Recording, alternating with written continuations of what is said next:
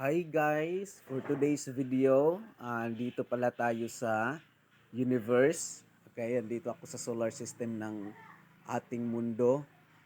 Kung tingnan nyo guys, nakaupo ako sa panglimang planeta.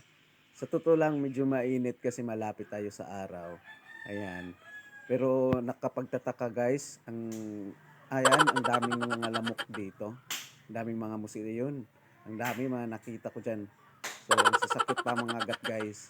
So, ayan, medyo relax muna tayo. Lumabas muna ako saglit sa Earth kasi gusto ko muna mapagtanto at makita kung gaano kaganda ang universe at gusto ko rin medyo makalapit kunti sa araw para makita ko yung kaliwanagan.